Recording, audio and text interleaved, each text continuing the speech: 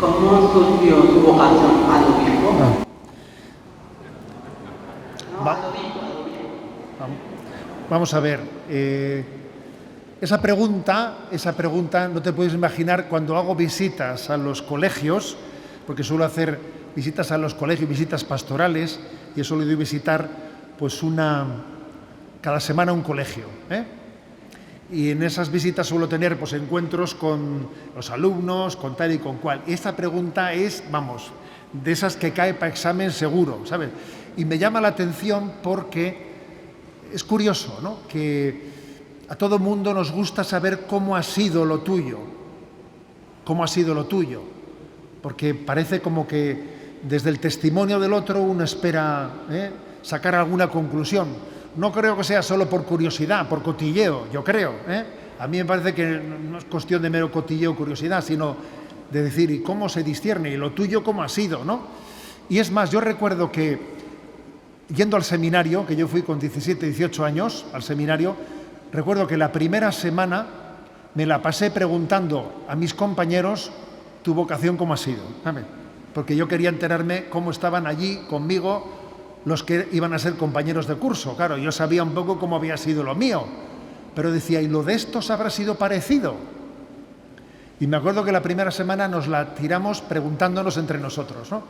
Y desde luego llegué a la conclusión de que los caminos del discernimiento son personales, son personales. Pero bien, tú has hecho una pregunta por la vocación a ser obispo, ¿no? Yo la verdad es que comienzo por la vocación a ser sacerdote, porque lo de ser obispo la verdad es que es más sencillo, porque en eso tu intervención es muy inferior, es muy inferior en el sentido de que la Iglesia te llama, te pide,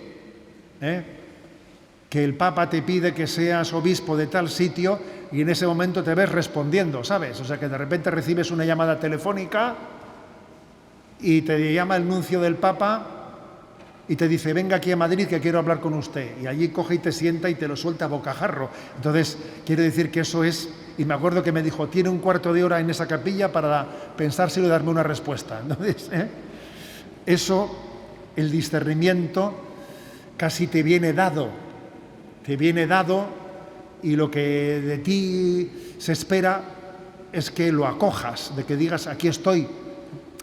Pero claro, en la vocación hacia el sacerdocio, allí comienza una batalla, ¿no? Entonces yo he contado muchas veces la peculiaridad de mi vocación, que fue, pues un tanto peculiar. Yo me imagino que el Señor, igual cuando yo era pequeño, me estaría susurrando que quería para mí que yo fuese sacerdote, pero la verdad es que yo ni me di cuenta de eso, no me di cuenta. Yo estaba a otras cosas, jamás pensé que en mi horizonte pudiese estar ello. Y luego he visto que ha habido compañeros que ya en su infancia escuchaban la voz del Señor, como Samuel, y yo eso no lo había percibido. Y he visto muchos sacerdotes que desde pequeños recibieron esa llamada de Dios. Y hay que tomarse muy en serio cuando un niño te dice que quiere ser sacerdote. Hay que tomárselo muy en serio, porque posiblemente un niño tenga más capacidad de escuchar la voz de Dios que los mayores. Hoy en día, un niño, ¿qué te va a decir un niño? Venga, quítaselo de la cabeza y el día de mañana, cuando sepa lo que quiere... A ver, pero se trata de saber lo que Dios quiere. Porque entonces decimos eso, ¿no? El niño qué va a decir, cuando sea mayor y sepa lo que quiere, no entendemos nada cuando decimos eso. Hay que escuchar la voz de un niño. Pero bueno, me estoy yendo por los cerros, porque ese no fue mi caso, no fue mi caso. Llegaron los 16 años y, pues se dio la circunstancia de que en unos ejercicios espirituales yo acudí a ellos y con el deseo de seguir a Jesús, ¿no? Y de buscar su vocación en esta vida, sin que se me pasase por la cabeza de poder ser sacerdote. Y de hecho recuerdo que el sacerdote dio una meditación sobre la vocación así más específica del sacerdocio, y esa meditación yo repartió un papel con unas citas bíblicas y yo no la hice porque dice, como esto no va para mí, y le di el papel a un compañero, que ya es cura, por cierto, que fue cura, le di el papel, este va para cura, ¿eh? Y se lo di. Y yo esa meditación no la hice. Pero ocurrió que al finalizar, ¿no?, los ejercicios, en la última Eucaristía, la Eucaristía conclusiva, al sacerdote se le ocurrió poner delante del altar un brasero con carbones ardiendo. Y en el ofertorio, pues nos repartió un papel en blanco y un boli, para que cada uno escribiese pues lo que el Señor le estaba pidiendo o lo que él quería pedirle al Señor en esta vida, ¿no? Quería ofrecerle como fruto de esos ejercicios, que cada uno le escribiese, y en el ofertorio se iba levantando y echábamos el papel en aquellos carbones ardiendo y ese humo se levantaba delante de Dios, ¿no? Y me acuerdo que todo el mundo iba escribiendo, yo me quedaba el último, no se me ocurría qué poner, decía, no sé, yo a misa ya voy, el rosario ya lo rezo, ¿no? ¿Qué voy a poner? A ver si voy a poner una cosa que luego no soy capaz de hacerla, yo qué sé. Y me acuerdo que me quedé el último y firmé el papel y puse José Ignacio y lo entregué en blanco.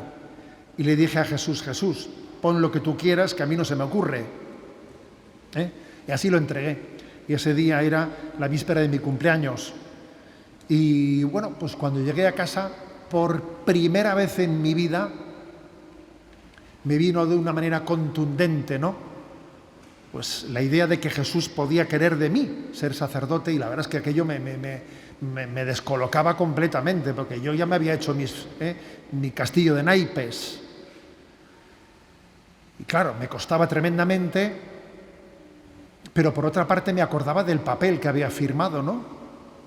Y yo me acuerdo de decirle, Jesús, ¿de verdad que estás escribiendo tú en ese papel? A ver, Señor, si tú me dices ven, que yo lo dejo todo, pero que a mí necesito que me escribas con contundencia, ¿no?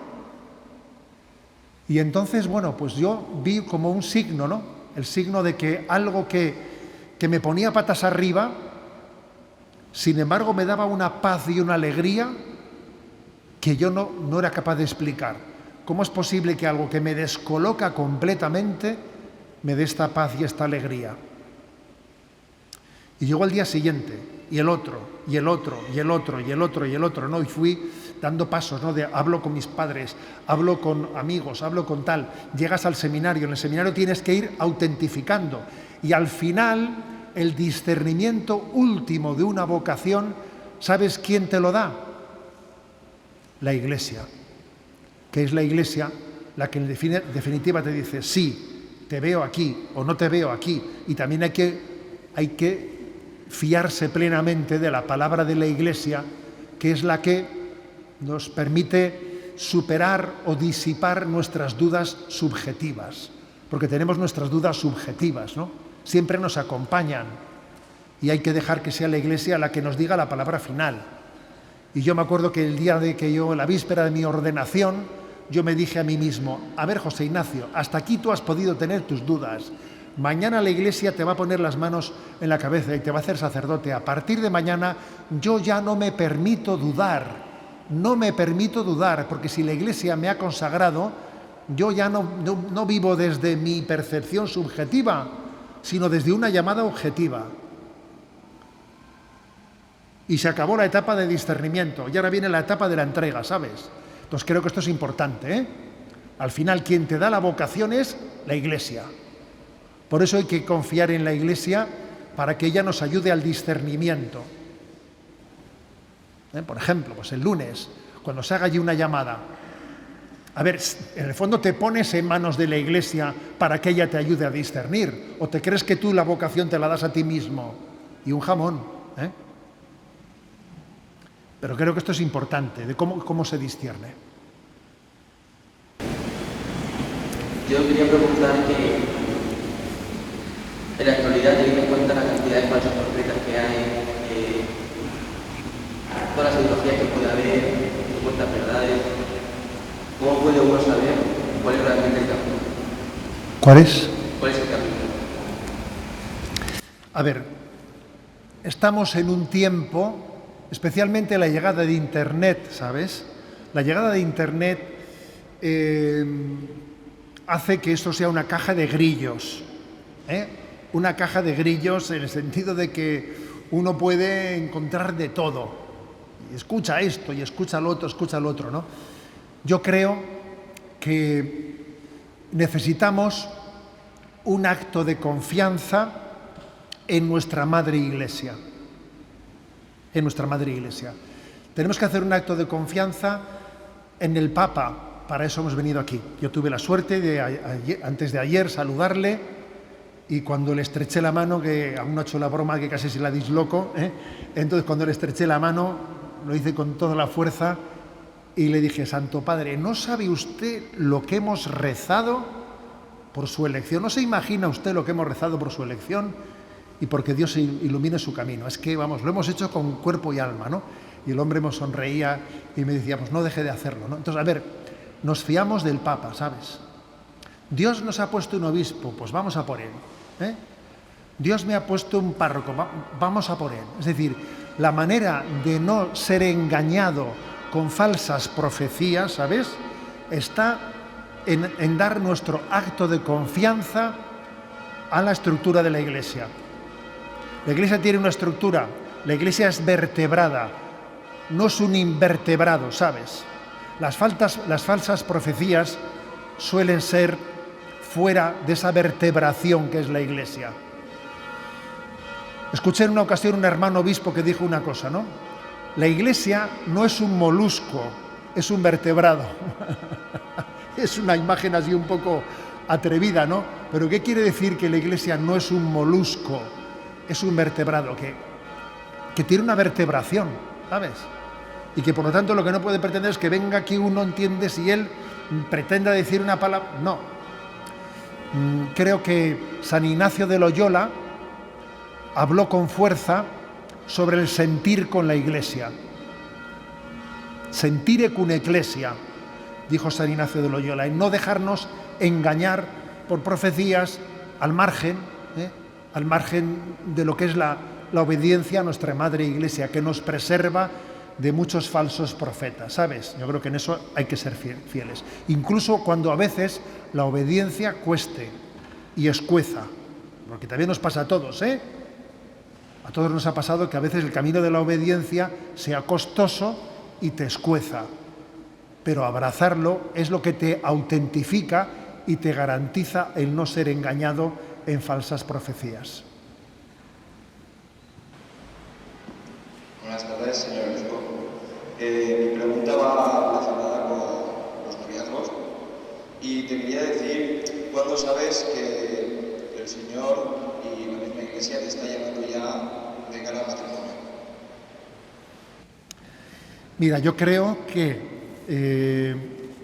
si malo es perpetuar los noviazgos, también es malo el que un noviazgo, un matrimonio se lleve sin discernimiento alguno, pero también es malo que se pudra un noviazgo, ¿sabes? Entonces el noviazgo es un camino de discernimiento, y un discernimiento tiene que comenzar, tiene que llevar sus etapas y coronarse.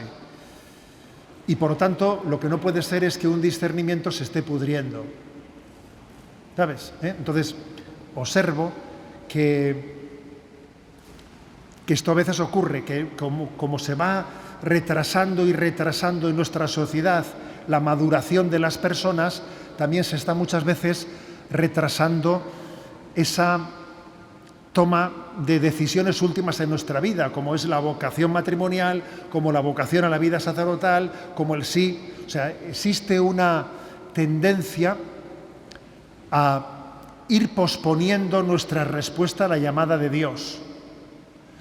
La gente se casa y no tiene hijos, y lo deja para más tarde, y lo deja para más tarde.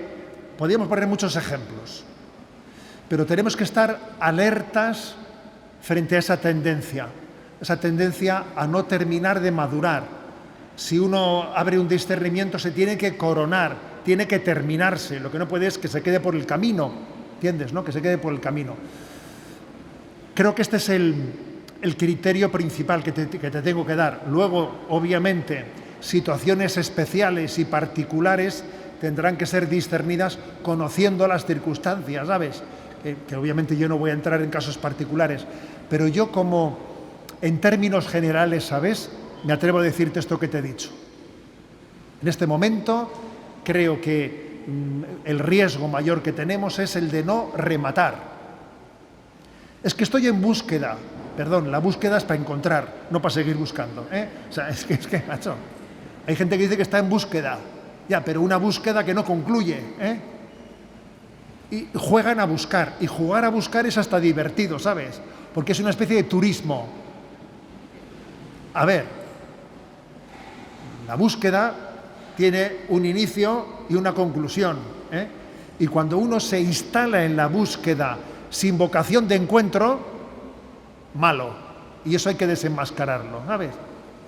Sobre un poco el sentido que le damos los cristianos al sufrimiento y el problema del mal, porque muchas veces los ateos o la gente no creyente, a los católicos, nos preguntan cómo un Dios que es todo bondadoso puede permitir el mal en el mundo, que se propague. Entonces me gustaría saber un poco sobre el sentido que le damos nosotros a todo esto. Bueno, sacas tú un tema, ¿sabes? Que, madre mía, es un tema que nos podía... Me han invitado en noviembre, una noche de la plenaria, porque solemos tener en noviembre una semana de la plenaria, me han invitado a un debate universitario, a un paraninfo, con un grupo de 500 universitarios, para hablar del tema del mal, ¿sabes? El tema del mal, ¿eh?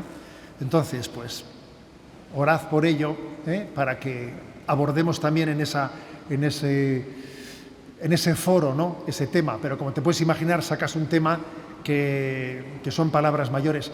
Ciertamente el tema del mal es el que más ha hecho temblar en el corazón de los fieles, pues su fe en muchos momentos y circunstancias, ¿no? Entonces hay que decir que Jesucristo vino a redimir el mundo con una doble estrategia. Una fue directamente luchar contra el mal, curó a los enfermos, resucitó a los muertos, pero al mismo tiempo que Jesús luchó contra el mal, asumió el mal como parte de la redención. O sea, las dos cosas las hizo. Luchó contra el mal y asumió el mal para vencerlo. Y esto es importante que lo entendamos, porque lo primero sería como más fácil entenderlo, ¿no? Pero la estrategia del Señor no se ha reducido a lo primero, ha asumido lo segundo.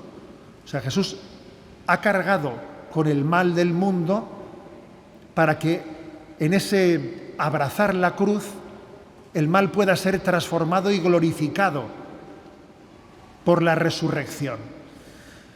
Luego, en el fondo, la respuesta al problema del mal sin la cruz de Cristo no se puede dar.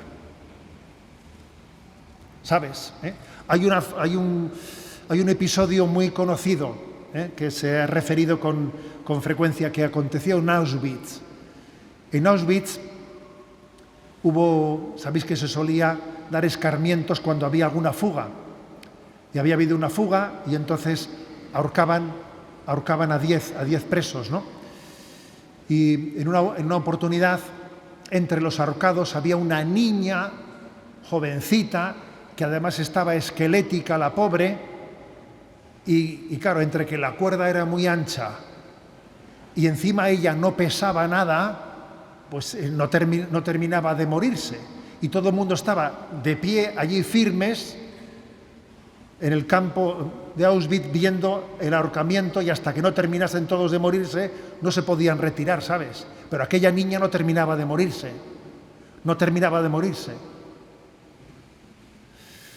Y hubo, entre todos los presos allí presentes, ¿no?, hubo uno que pegó un grito: ¿dónde está Dios? Y otro, claro, los guardias no se dan cuenta de quién ha gritado, ¿no? Y otro desde otro lado respondió: está ahí, en esa niña.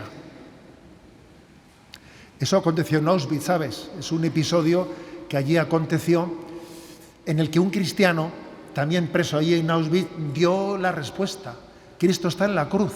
El mal no terminamos de tener una respuesta ante él si no somos conscientes de que Cristo lo ha abrazado, sabiendo que la última palabra es resurrección, la última palabra es vida eterna, la última palabra es la santidad, que nos hace nuevos, ¿sabes?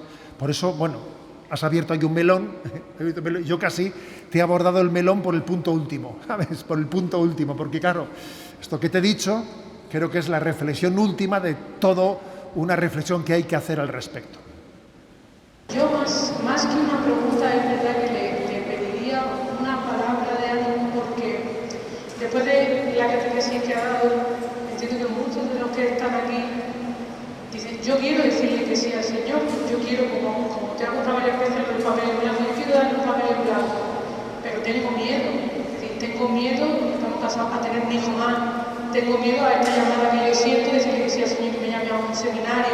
Aquí tenemos gente en nuestro grupo que no viene de familia del camino de iglesia, y está aquí porque se ha sentido llamado por el Señor a través de una compañera de clase, a través de... Entonces es verdad que ahora mismo estamos en una peregrinación, estamos en un momento de gracia y queremos decirle que sí al Señor, cada uno en el estado que estamos, en la vocación, los más jóvenes que tienen 30 años y no saben que la vida... Entonces yo pediría una palabra de ánimo, decirle sí merece la pena decir que sí al Señor. Entonces estos jóvenes, sobre todo los más jóvenes, que sienten esto dentro de sí, pues una palabra, ¿no? Le pediría decir sí merece la pena. Así que por la experiencia que tiene, ¿no? Como obispo ahora de aquí, antes de San Sebastián, pues sobre todo una palabra sobre el merecer la pena decirle que sí y que no tengan miedo a esta posible llamada que van a tener, sea la vocación que tengan todos los que estamos aquí. Gracias. Muy bien, mira, yo creo que el miedo nace de que uno hace un cálculo de fuerzas. El miedo hace decir, tengo que abordar esto. Entonces, a ver, ¿cómo me veo yo? Y empiezas en tu imaginación a decir, pero tú serás capaz de esto, pero te imaginas toda tu vida, te imaginas no sé qué, y empiezas tú a hacerte preguntas de decirme, tú te imaginas toda tu vida haciendo esto, tú esto, y tú empiezas en tu imaginación a hacerte una película de si yo puedo con esto, tú puedas con esto, y los niños por la noche llorando, ¿tú crees que vas a aguantar esto? Lo otro, a ver, en el fondo, los miedos te están entrando porque te ves solo haciéndolo. Porque estás haciendo un cálculo en el que Dios no está. En el que Dios no está. Y entonces dices, ¿a dónde voy yo? Claro, es que los miedos son ateos. Los miedos son ateos, porque es lo que ocurre en ti cuando tú piensas que vas a abordar tú solo la vida. Entonces eso es muy importante, ¿no? Los miedos son ateos. ¿Y esto cómo lo haré? A ver, Dios me dará la gracia. Todavía no ha llegado ese momento. Cuando llegue el momento, Dios me dará la gracia. Y si estoy cansadísimo y ya no puedo más, a ver, un momento que llegada esa circunstancia, entonces ahora no toca eso. Dios no me dejará solo en ese momento, ¿no? O sea, creo que ese acto de confianza, de que Dios va a estar ahí y que en cada momento me va a asistir, es muy importante. Yo a veces he puesto el ejemplo siguiente, ¿no? Cuando tú vas a uno de esos edificios oficiales, ¿no? De la administración, de un gran hospital o de lo que fuere, ¿no? Ves que vas por la noche y hay un pasillo largo de esos, ¿no? Que está pues con la luz apagada o muy tenue, ¿no? Y claro, si tú vas caminando, se van encendiendo las células, no sé cómo se llaman, fotoeléctricas o como se llame, ¿no? Sigues andando y se encienden, sigues andando y se encienden, pero tú querrías, a ver, que se encienda hasta el final, y entonces empiezo a andar. Te dicen, no, que esto se enciende según vas caminando, ¿sabes? Algo así pasa en nuestra vida. Dios te dará la gracia cuando pases por ahí, y más adelante seguirá, y más adelante seguirá. No pretendas tú, antes de empezar a andar, tener yo ya... hecho mi cálculo de fuerzas y de resistencia hasta llegar al final, porque eso no funciona así. No funciona así. En definitiva, Que creo que ese miedo viene de un cálculo humano. Es como Pedro, que camina sobre las aguas y dice, esto no puedo ser, ¿no? Cuando Pedro deja de mirar a Jesús y empieza a mirarse a sí mismo, siente la fuerza del viento y entonces dice, esto no puede ser, yo me tengo que estar hundiendo. Claro, y se hunde, claro. Y se hunde, ¿no? Entonces creo que ese es el problema. El problema de los miedos es hacer un cálculo en el que no entra Dios.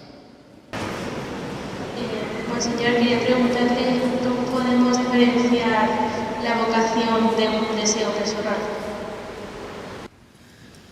Pues mira, para poder diferenciar la vocación de un deseo personal, porque es cierto, está bien hecha la pregunta, porque hay vocaciones que han nacido de un deseo que Dios ha confirmado.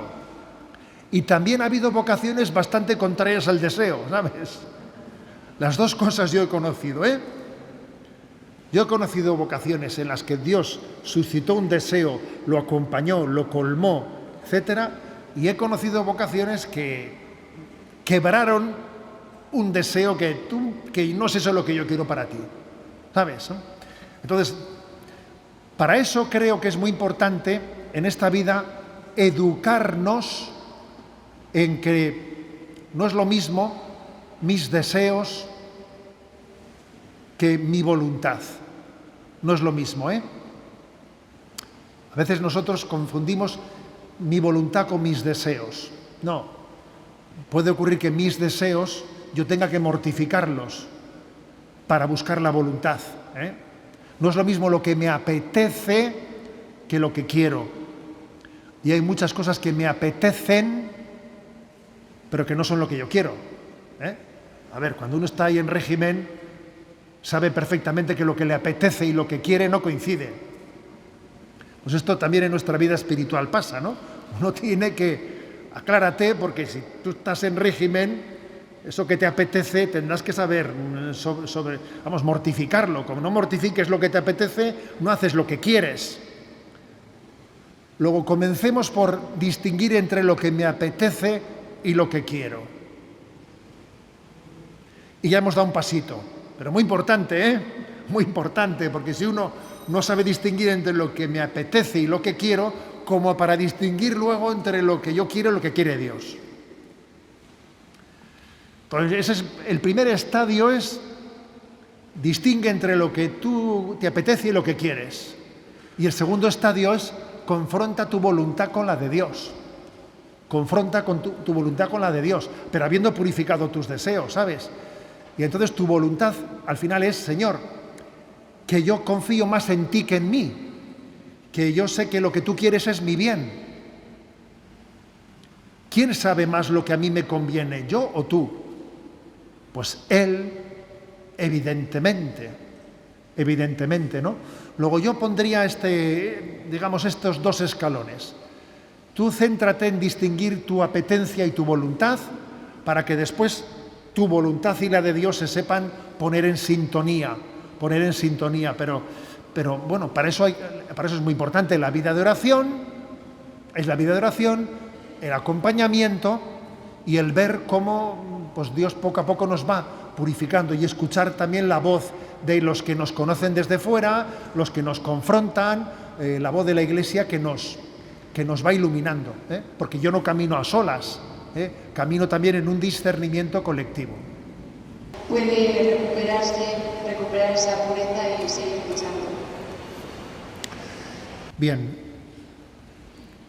la pregunta es muy práctica, muy importante, y creo que algo que tenemos que creer firmemente es que la virginidad se puede recuperar. La virginidad es recuperable, porque la virginidad no es algo físico, ¿sabes? Es algo espiritual. La virginidad es recuperable, la virginidad es que nuestro corazón vuelva a ser de Cristo. Yo una frase que he repetido mucho tiempo es: mi corazón no es de quien lo rompió, mi corazón no es de quien lo ha roto, mi corazón es de quien lo ha restaurado. Yo creo que esto tiene que estar plenamente grabado en nuestro corazón. Ha existido muchas veces, no, si la has fastidiado ya, si ya la has fastidiado ya no hay nada que hacer, ¿sabes? Es como, he roto el jarrón chino, pues o sea, el jarrón chino lo has roto, ¿no? O sea, entonces ya, a ver, eso es una visión muy de tejas para abajo, es una visión muy carnal, es una visión que no tiene en cuenta lo que es el poder de Dios, el poder restaurador de Dios, ¿sabes? Esa es una visión de miopes, esa visión de que yo, como he fallado, ya te has manchado el vestido, esas manchas ya no se quitan, o sea, ¿sabes? O sea, eso es una visión de tejas para abajo. La virginidad es recuperable, es restaurable. No solo es restaurable como estaba antes, sino que decimos, ¿no? Feliz pecado que mereció tal Redentor. Dios se puede servir hasta del pecado de nuestra vida para todavía glorificar el nombre de Dios de una manera superior. Es, por ejemplo, el caso de San Agustín de Hipona, que cuando escribe el libro de las Confesiones y cuenta toda la trayectoria que tuvo, que fue bastante potente, pues la cuenta glorificando a Dios, diciendo, mira a Dios cómo lo ha hecho todo nuevo, mira a Dios cómo nos ha restaurado. Luego hay que centrarse en eso, hay que centrarse en eso, es decir, si Dios permitió que cayésemos hondo, lo permitió con un designio de que glorificásemos a Dios en la restauración y que ayudásemos a otras personas caídas, heridas, para poder ser restauradas. Porque fíjate, el que uno haya sido herido, haya pasado por heridas grandes, le capacita para poder ayudar a otras personas en situaciones similares. Y eso también es muy importante. Porque cuando uno es hijo de la misericordia, está llamado a ser madre o padre de misericordia con otros. Recibiste la misericordia de Dios y Dios te ha elegido para poderla también compartir con los demás. Yo creo que ese es el mensaje clave que hay que recibir. Yo tengo una pregunta que es, en una relación, cuando un discernimiento no es bilateral, pues bueno, hay discernimiento por ambas partes, pero no se llega a una conclusión común. ¿Hasta qué punto tienes que sacrificar ciertos principios para poder salvar esa relación? ¿O cuál es la línea que separa el amor de la muerte? Bueno, lógicamente a esa pregunta habría que ponerle una letra pequeña para poder responderla, pero yo, sin entrar en caso particular, voy a hacer una pequeña... Cuando en un discernimiento no se conjuga, obviamente yo tengo mi obligación de conciencia de distinguir si estamos hablando de algo en lo que me juego la voluntad de Dios o que no me juego la voluntad de Dios, ¿sabes? Ahí hay una línea clarísima. Imagínate, pues estoy yo en una relación en la que yo quiero vivir el noviazgo en pureza y la otra parte no quiere vivirlo. Pues es que claro, como te diría, yo lo que la solución no es un mínimo común, un denominador común, no, la solución no es esa, ¿sabes? Porque soplar y sorber al mismo tiempo no se puede, ¿sabes? A ver, entonces ahí la solución es, si algo no es conforme a la voluntad de Dios, pues no es conforme a la voluntad de Dios, ¿sabes? Te pongo ese caso. Entonces en ese caso, pues uno dice, entonces, ¿será que no es de Dios esta persona? Si esta persona no ve claro que tenemos que vivir una relación en la confianza en Dios de vivir en pureza, pues es que la conclusión que tengo que sacar es que no es de Dios esta persona. Y que es que además le voy a hacer un favor diciéndoselo. Y ella me va a hacer un favor a mí, porque así buscaré lo que Dios quiere para mí. Porque si me quedo encerrado en esa relación, no voy a, aparte de estar siempre enredado, no voy a terminar de saber lo que Dios quiere para mí. Ahora, en ese caso, aunque sea doloroso, blanco y en botella, ¿sabes? Porque hay cosas que son dolorosas, pero son claras, Y esta es una cosa que es clara, aunque sea dolorosa, ¿vale? Ahora vienen otros casos. A ver, tenemos un discernimiento entre nosotros en el que pues la conjugación de las dos familias, por ejemplo, ¿no? La conjugación de las dos familias, porque él tiene un planteamiento que con su familia las cosas las hacen así y así, y en mi familia se hacen de esta y otra manera. Entonces, ¿hasta qué punto yo tengo que ceder o no ceder? Pues ahí ya entramos en un terreno en el que posiblemente uno tiene que hacer un discernimiento de decir, ¿seré yo el que tengo que ceder en determinados apegos? Porque igual tal y como yo hacía las cosas, pues en las vacaciones, pues son distintas en otro contexto. O sea, creo que la respuesta a tu pregunta entra diferenciando las materias. Si en una materia está en juego la voluntad de Dios o si es una materia en la que hay cuestiones opinables, ¿sabes? Y lo que es opinable requiere de nosotros un desapego para poder llegar al bien común. Porque si no te desapegas de lo que en el fondo es opinable, no buscarás el bien común. Entonces hay muchas terquedades, manías, formas que tengo yo de hacer las cosas, que dice, oye, igual esto no tiene por qué ser así. Yo siempre lo he hecho así, pero es un apego mío, es una terquedad. Pero entiéndeme que tu pregunta tiene respuestas distintas dependiendo si el objeto en el que nos diferenciamos, nos jugamos la voluntad de Dios en él o no.